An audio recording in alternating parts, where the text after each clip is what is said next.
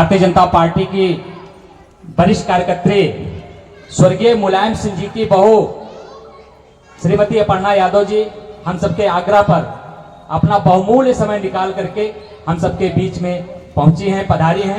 मैं जोरदार तालियों से उनका स्वागत करना चाहता हूं और दीदी से मैं अनुरोध करूंगा कि भगवान की इस भगवत कथा में आशीर्वाद स्वरूप भगवान का आशीर्वाद आप लें और लोगों से प्रणाम करें।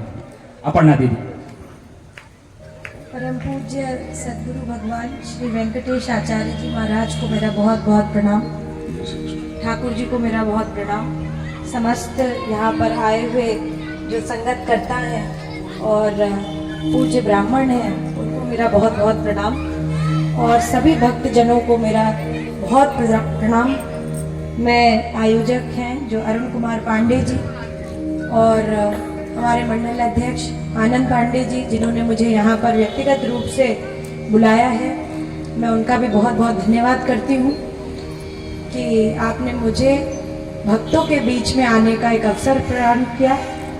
और मैं बस इतना बात कहती हूँ क्योंकि हमारे शास्त्र में ये लिखा गया है और विष्णु सहस्त्र नाम का जो पाठ करते होंगे, विष्णु शतनाम का जो पाठ करते होंगे, श्री हरि विष्णु की माया के बारे में जो जानते होंगे उनको ये कहानी जरूर पता होगी और हो सकता है शायद गुरु जी ने बताई भी हो ये बात कि भगवती ने यानी गौरी ने पूछा शिव जी से कि हे महादेव जो है आप ये बताइए आप किसका नाम जपते रहते हैं हर समय, किसके बारे में आप सोचते रहते हैं, क्योंकि आप तो बड़े निर्मोही हैं, बड़ी माया से विमुक्त हैं। भाई महादेव हमेशा आँख बंद करते रहते हैं। तो उन्होंने कहा कि मैं भगवान श्री राम के बारे में सोचता रहता हूँ और फिर उन्होंने डिसाइड किया था क्योंकि श्री हरि विष्णु को ऐसा कहा गया हमारे सनातन में, हमारे शास्त्र में कि गौरी का भगवान भगवती के जो है भाई हैं विष्णु, श्री हरि विष्णु, तो वो हमेशा उनका पाठ किए बगैर कभी कुछ नहीं करती हैं। जैसे हम लोग करते हैं ना, पाठ पूजा करके ही हम जो है हमेशा खाना बनाने जाते हैं या बच्चों को, वैसे आजकल तो बहुत जल्दी जो है बच्चों का स्कूल भी हो गया और ठंड भी बहुत हो गई है, तो माताएं बहनें सोचती कि भाई चलो पहले चौकी चूल्हा कर ले उसके बाद जो है नहा धो करके पूजा करें। पर जैसे अगर नियमित रूप से सनातन की प्रकृति से करें तो वैसे गौरी भी करती थी कि विष्णु सहस्त्र नाम का पाठ करती थी वो, तभी भगवान को खाना परोसती थी, ऐसा माना जाता है। तो उन्होंने बोला ये प्रसंग है कि एक बार भगवान नाराज हो गए, पूछने लगे कि भैया तुम विष्णु जी की गाती रहोगी, हमारे को खाना कब दोगी? पति अक्सर ऐसे ही करते हैं पत्नियों के साथ। अच्छा हुआ मोदी जी ने नारी शक्ति वंदन बिल ले आए 33% आरक्षण मिल गया हम महिलाओं को। तो ये मोदी जी का मैं एक बार बहुत धन्यवाद करूँगी इस पवित्र मंच से और उनकी जन कल्याणकारी योजनाओं के लिए भी अपने हृदय से धन्यवाद करती हूँ। तो भगवान कहने लगे श्री हरि विष्णु का कितना जप कर रही हो भैया, तुम मुझे खाना कब दोगी, कब दोगी मुझे खाना? तो उन्होंने कहा कि भगवती अब तुम जल्दी आओ। तो कहा मैं क्या करूं, मेरा पाठ नहीं खत्म हुआ है महाराज, तो मैं आपको कैसे परोस दूं? मेरा तो ये नियम है, मैं नियमों में बंधी हुई हूँ। जैसे आप नियम में रहते हैं, आप अपने मन चले आदतें करते हैं, वैसे मेरा भी मन है तो मैं भी अपना पाठ करके करूँगी। तो उन्होंने एक ही बात बोली कि श्री राम राम रामेति रमे रामे मनोरमे सहस्त्र नाम तत्तुल्यम राम नाम वरानने। इसका जप कर लो और माता मुझे खाना दे दो।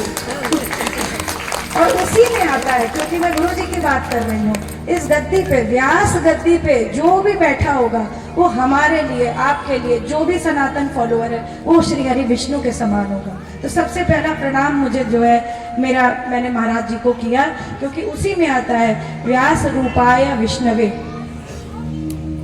नमो वे ब्रह्म निधे वासिष्ठाय नमो नमः। यानी जो भगवान है वो व्यास, हमें कैसे पता चलेगा भगवान के बारे में? क्योंकि यहाँ से किसी के माध्यम से ही तो आएंगे ना, भगवान उधर तो नहीं आएंगे। तो गुरु जी आज हमारे बीच में श्री हरि विष्णु के अवतार में आए हैं। तो इस व्यास गद्दी का इतना हमारे सनातन में महिमा है, इतना मंडल है, इतना ज़्यादा इसके बारे में मुझे लगता है गुरु जी हमें जागरूक करना चाहिए सभी को कि जो भी इस गद्दी पे बैठता है उसका हमें बहुत आदर करना चाहिए, बहुत सम्मान करना चाहिए। ये सिर्फ ज्ञान की गंगा नहीं है, ये सिर्फ सरस्वती का उद्गम नहीं है जो उनके मुखारविंद से हम सुन रहे हैं, आप सुन रहे हैं। और हमारे पापों के शमन के लिए हम सिर्फ श्रीमद् भगवत गीता नहीं सुनते, परंतु अपने कर्म के लिए सुनते हैं, क्योंकि श्री हरि कृष्ण ने ही कहा है कर्मण्येवाधिकारस्ते मा फलेषु कदाचन। कर्म करें ना, ये हम कर्म कर रहे हैं, श्रवण कर रहे हैं भगवान का, कथाओं का, उनके नित्य क्रियाओं का। तो मैं फिर से आयोजन करताओं का, भक्त मंडलियों का, आदरणीय पंडित जी लोगों का, महाराज जी का, संगत करताओं का फिर से और इस पावन परिसर का, समस्त वातावरण का बहुत बहुत धन्यवाद करती हूँ कि आपने मुझे यहाँ पर बुलाया और मुझे जो है इस भागवत कथा का हिस्सा बनने दिया।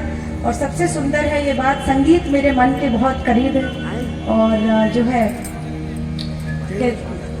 आइए आइए माता जी, तो मुझे लगता है कि स्वर की साधना से ही सब कुछ प्राप्त होता है, तो स्वर सबसे सुंदर है। और अभी गुरु जी गा रहे थे तो मुझे बहुत अच्छा लग रहा था।